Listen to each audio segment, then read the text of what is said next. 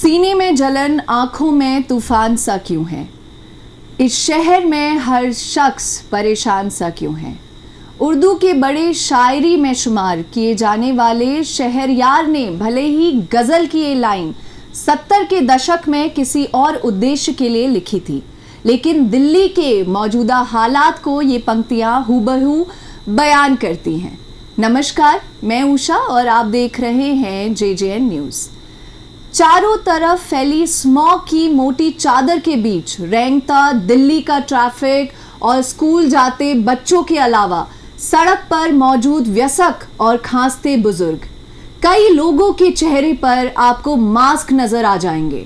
सर्दियों के दिनों में ये दिल्ली शहर का एक आम नज़ारा है। पिछले कई साल से ठंड के मौसम में राजधानी दिल्ली में प्रदूषण के कारण लोगों की समस्याएं बढ़ जाती हैं।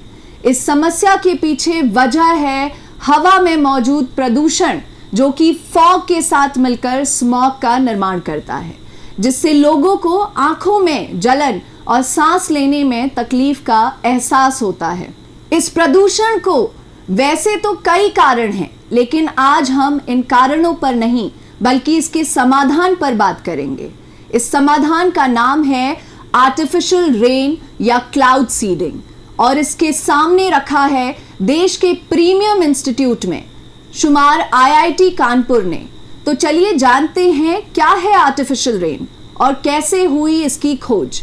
साथ ही जानेंगे कैसे दुनिया भर में हो रहा है इसका इस्तेमाल। सबसे पहले आर्टिफिशियल रेन के बारे में बात करें तो ये एक ऐसा प्रोसेस है जिसमें बादलों के ऊपर जहाजों के जरिए केमिकल का छिड़काव किया जाता है, जिससे बादल भारी हो जाते हैं और कुछ समय बाद बारिश होती है। आपको बता दें, इस प्रक्रिया में हवाई जहाज से बादलों के ऊपर पोटेशियम आयोडीन, सिल्वर आयोडीन और ड्राई आइस का छिड़काव किया जाता है। अगर बात करें आर्टिफिशियल रेन की जरूरत क्यों पड़ती है, तो दरअसल कई बार बादल बनते तो हैं, लेकिन कुछ वजहों के चलते बारिश नहीं हो पाती। इसके अलावा किसी इलाके में सूखा पड़ जाए या कहीं जंगलों में भीषण आग लग जाए तो भी इस तकनीक की मदद ली जाती है। इतिहास की ओर देखा जाए तो आर्टिफिशियल रेन का कॉन्सेप्ट सबसे पहले साल 1891 में लुइस गैथमैन नाम के व्यक्ति ने दिया था। गैथमैन एक इंजीनियर और आविष्कारक थे। आर्टिफिशियल रेन का आविष्कार 1946 में अमेरिकन केमिस्ट और मेट्रोलॉजिस्ट विंसेंट जोसेफ सेफर ने किया, जब वो एक प्रोजेक्ट पर रिसर्च कर रहे थे। आपको बता दें, आर्टिफिशियल रेन का पहली बार इस्तेमाल 1960 के दशक में अमेरिका ने वियतनाम के साथ युद्ध के दौरान किया। इस जंग में हार को नजदीक देखकर अमेरिका ने वियतनाम की सप्लाई चेन को बाधित करने के लिए इसका सहारा लिया था। हालांकि आर्टिफिशियल रेन के इस तरह के इस्तेमाल का ये पहला और इकलौता मामला था। मौजूदा दौर की बात करें तो भारत, चीन, UAE, इंडोनेशिया या इजराइल समेत दुनिया के कई देश इस तकनीक का इस्तेमाल कर रहे हैं। भारत में साल 1984 में पहली बार आर्टिफिशियल रेन का इस्तेमाल किया गया, जब तमिलनाडु में भयंकर सूखा पड़ा था। इसके बाद साल 2003-2004 के दौरान भी सूखे के चलते कर्नाटक और महाराष्ट्र में आर्टिफिशियल रेन का इस्तेमाल किया गया।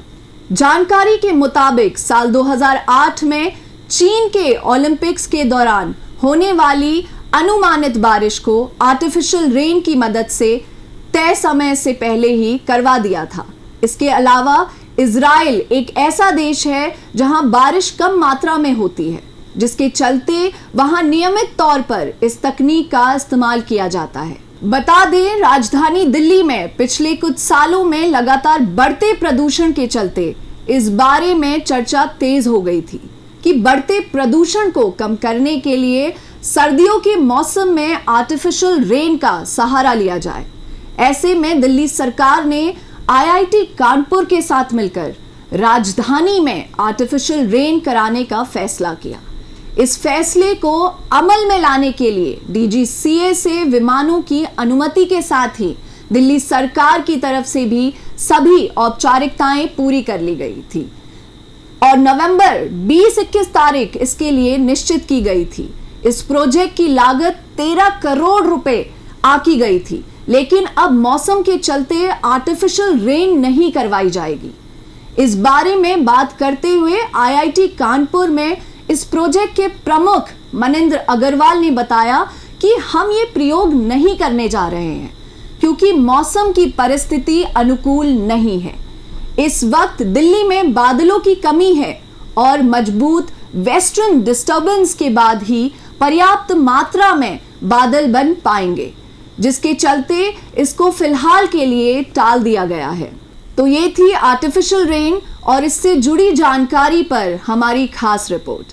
आर्टिफिशियल रेन के इस्तेमाल को लेकर आप क्या सोचते हैं, हमें कमेंट कर जरूर बताएं।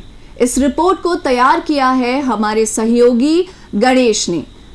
देश दुनिया से जुड़ी ऐसी ही तमाम खास रिपोर्ट्स के लिए आप देखते रहिए JJN न्यूज़। धन्यवाद।